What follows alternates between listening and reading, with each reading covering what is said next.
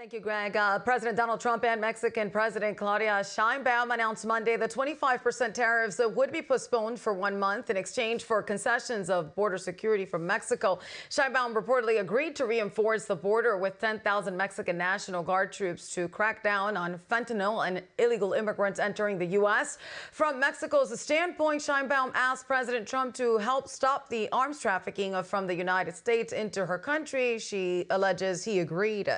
Canada also got a last-minute reprieve from tariffs. Prime Minister Justin Trudeau on Monday afternoon announced an agreement with the United States to postpone a 25% tariffs on Canadian goods for 30 days in exchange for enhanced border security measures. Trudeau posted that agreement included Canada implementing a $1.3 billion border plan with increased personnel and technology.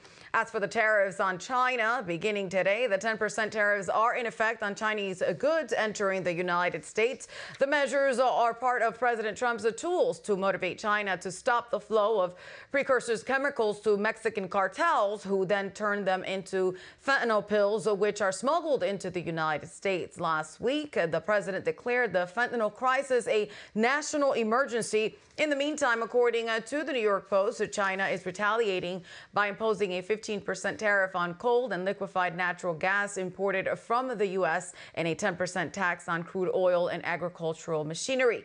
A phone call is expected between President Trump and Chinese leader Xi Jinping tomorrow. The Senate Judiciary Committee held a meeting about fentanyl today called The Poisoning of America. It had to do with reclassifying fentanyl as a Schedule I drug. Current classification for the opioid is Schedule II, used for pain management. If classified as a Schedule I drug, it would be deemed having no medical use and a high chance of abuse. Parents who've lost children to fentanyl, law enforcement officers, and a medical expert testified today. Jamie Puerta's 15-year-old son died in 2020 after taking a fentanyl pill that looked like oxycodone. His mother, Denise, got into his hospital bed and laid next to him, gently stroking his beautiful head of dark brown hair, and I was holding his right hand when he drew his last breath. Newly appointed Republican Senator from Florida, Ashley Moody, asked all in the audience directly impacted by loss due to fentanyl to stand up. She then shared this. Teens can now get drugs so easily. The cartels think of these social media platforms as their Uber Eats for quick delivery right into the hands of our children. A bill with bipartisan support for the reclassification was introduced in January, Mike. The Senate Finance Committee voted 14-13 this morning in favor of Donald Trump's Health and Human Services nominee, Robert F. Kennedy Jr. The final Republican swing vote, Bill Cassidy of Louisiana, made a decision to support Kennedy after speaking with the nominee over the weekend. A full Senate vote is not expected until possibly next week. And this afternoon, President Trump's Director of National Intelligence nominee, Tulsi Gabbard, passed out of the Senate Intelligence Committee by a vote of 9-8 along party lines. The next stop is the full Senate. In the last 24 hours, moderate Republican Susan Collins of Maine and the last holdout Todd Young of Indiana agreed to support Gabbard. And also today, the Secretary of Veterans Affairs nominee, Doug Collins, was approved by the full Senate 77-23. In other Trump administration cabinet news, on Monday evening, Donald Trump's Energy Secretary nominee Chris Wright was confirmed with a 59-38 vote. The Denver-based fracking CEO was voted in with bipartisan support. Senate also voted along party lines 52-46 to advance the nomination of Pam Bondi for Attorney General to a final vote that could come as early as sometime today. Greg.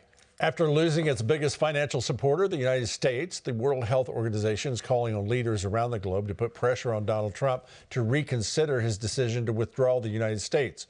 According to the Associated Press, for 2024 to 2025, the U.S. contributed an estimated $988 million. This is roughly 14% of the agency's $6.9 million budget, revealing a strong reliance on American dollars. Just days after the signing, the executive order, while in Las Vegas on January 25th, Donald Trump did float the idea of the United States returning to the WHO if changes were made. Joining us now is the host of the Steadfast and Loyal podcast, former Congressman, Victory News contributor, Lieutenant Colonel Alan West. Sir, welcome to Victory News today. Oh, it was a pleasure. Thanks for having me, Greg. So Donald Trump's executive order says the U.S. is out of the World Health Organization, and today Kenya exited WHO as well, saying its leaders cannot be trusted. Is the biggest loser in all this Bill Gates, since he's responsible for 88% of the total funding for the World Health Organization? Yeah, I would say so, without a doubt. The whole issue is falling under a globalist agenda and losing your sovereignty when it comes to health policy here in the United States of America. We don't want to see that happen. And we know that the WHO really has been a puppet of our number one geopolitical foe, and that is China, and the things that they have done. WHO did not come out and strongly condemn China with the COVID issue and the virus that came out of there, parroting the line about, this animal that gave, instead of it being developed there in the Wuhan laboratories. So I think that it is about time that we step away and start again with the America First agenda and get away from these globalists that try to undermine our sovereignty. Now, Secretary of State Marco Rubio struck a historic deal with the president of El Salvador, describing it as, quote, I'll quote him, the most unprecedented, extraordinary migratory agreement anywhere in the world. In the remarks from the capital of San Salvador, here he is. He has agreed to accept for deportation any illegal alien in the United States who is a criminal from any nationality, be they MS-13 or Tren de Aragua, and house them in his jails. The agreement even includes an invitation to hold dangerous American criminals. Colonel, your reaction to this agreement?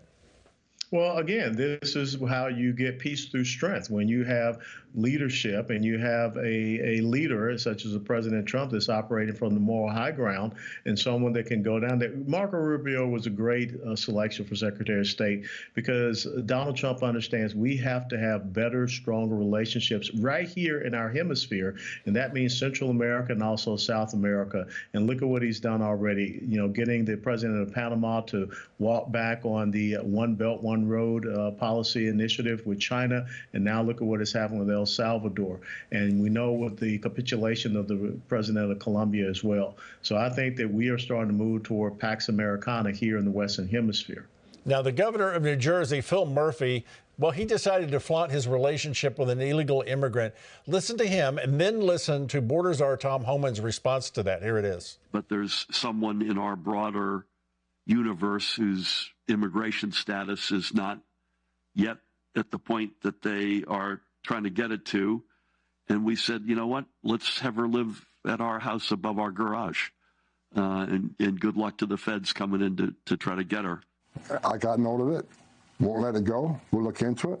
And if he's knowingly harboring, concealing an illegal alien, that's a violation of Title 8 United States Code 1324. I would seek prosecution, or the Secretary would seek prosecution. Oh, boy, here we go. Representative for Governor Murphy is in full backpedal mode, now stating, quote, no one's ever lived in the home under the circumstances the governor described. Colonel, why would a governor brag about breaking federal law, then they deny those actions?